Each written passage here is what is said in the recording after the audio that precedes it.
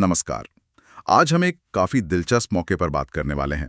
ISRO की physical research laboratory यानी PRL Ahmedabad ने कुछ भर्तियां निकाली हैं। ये जानकारी हमें मिली है सरकारी नौकरी रिजल्ट पर छपे एक लेख से। तो आज इसी पर थोड़ी गहराई से बात करते हैं कि भाई कौन से पद हैं, क्या क्वालिफिकेशन चाहिए, जरूरी डेट्स कौन सी हैं और हाँ, सिलेक्शन कैसे होगा। बिल्कुल। और ये उन लोगों के लिए वाकई एक शानदार मौका है जो भारत के स्पेस प्रोग्राम मतलब अंतरिक्ष अनुसंधान कार्यक्रम का हिस्सा बनना चाहते हैं। खासकर पीआरएल जैसी जगह जो चंद्रयान और आदित्य L1 जैसे बड़े मिशन से जुड़ी रही है। सही कहा। तो शुरू करते हैं पदों से। कुल मिलाकर 20 वैकेंसियां है ना? हाँ, 20 रिक्तियां हैं। इसमें एक तो टेक्निकल असिस्टेंट के पद हैं। अच्छा। ये उनके लिए हैं जिनके पास civil, mechanical, electrical, computer science या आईटी और इलेक्ट्रॉनिक्स इंजीनियरिंग में डिप्लोमा है। फर्स्ट क्लास डिप्लोमा चाहिए होगा। ठीक है। और दूसरे हैं टेक्निकन बी के पद।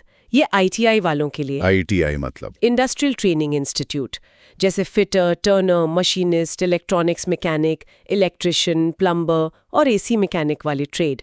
इनके लिए 10वीं पास होना और साथ में संबंधित ट्रेड में आईटीआई या एनटीसीएनएसटी सर्टिफिकेट जरूरी है। समझ गया। तो योग्यता साफ है, डिप्लोमा या आईटीआई अपने अपने पद के हिसाब से।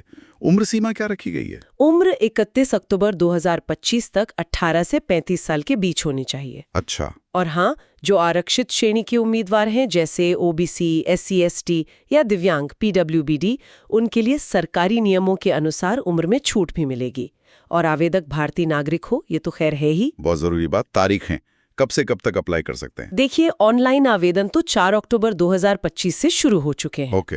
और फॉर्म भरने की जो आखिरी तारीख है वो है 31 अक्टूबर 2025, मतलब ज्यादा वक्त नहीं है। हाँ, ये ध्यान रखना होगा। और फीस जमा करने की ही? फीस ऑनलाइन या चालान से 7 नवंबर 2025 तक जमा की जा सकती है। ठीक है।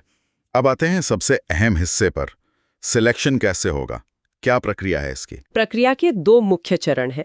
पहला, एकेडमिक स्कोर के आधार पर शॉर्टलिस्टिंग होगी, मतलब आपके डिप्लोमा या आईटीआई के नंबर देखे जाएंगे पहले। हाँ। उसके बाद जो शॉर्टलिस्ट होंगे उनका एक रिटन टेस्ट मतलब लिखित परीक्षा होगी। अच्छा, लिखित परीक्षा, इसमें क्या होगा? इसमें 80 मल्टीपल चॉइस सवाल होंगे, माने वस्तुनिष्ठ प्रश्न, और टाइम मिलेगा 90 मिनट। 1.5 घंटा?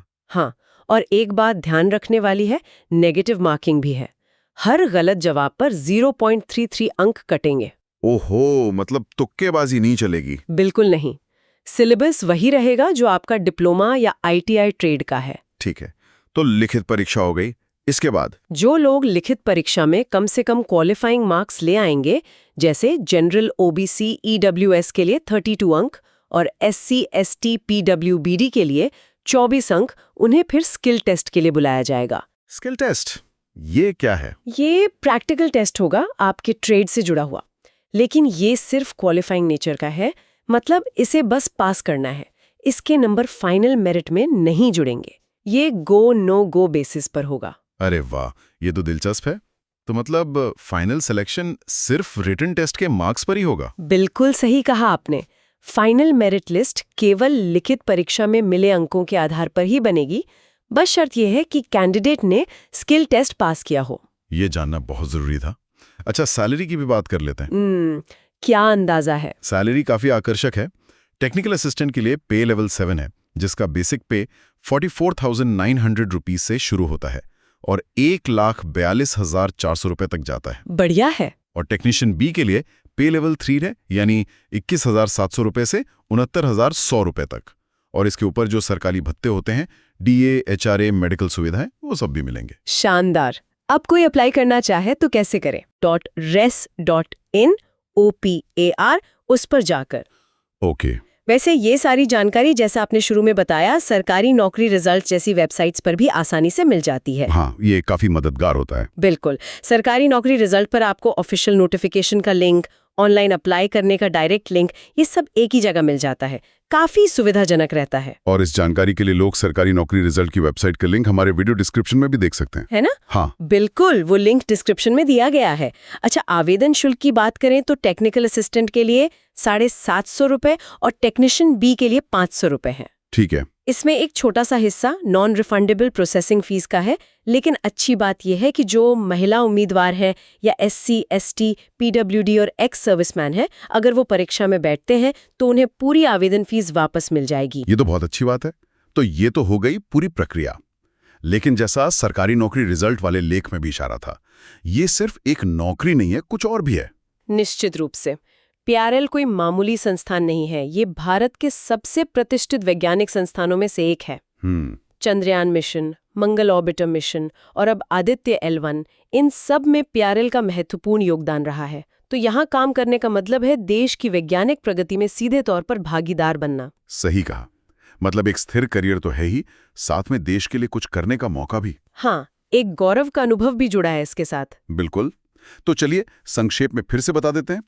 इसरो की फिजिकल रिसर्च लैबोरेटरी अहमदाबाद में टेक्निकल असिस्टेंट और टेक्नीशियन बी के 20 पदों पर भर्ती हो रही है। हाँ, डिप्लोमा और ITI पास उम्मीदवार अप्लाई कर सकते हैं। आखिरी तारीख 31 अक्टूबर 2025 है। सही। और सारी जानकारी, नोटिफिकेशन और अप्लाई करने का लिंक PRL की वेबसाइट पर है और सरकारी नौकरी रिजल्ट जैसी जगहों पर भी आसानी से उपलब्ध है। बिल्कुल। अंत में बस यही सोचना है कि ये सिर्फ एक और सरकारी नौकरी है या इससे कुछ ज्यादा है। हाँ, ये सोचने वाली बात है।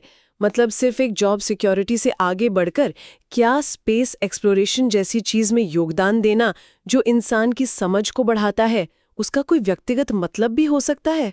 ये शायद सिर्फ करियर नहीं, भारत की वैज्ञानिक यात्रा का हिस्सा बनने का एक मौका है।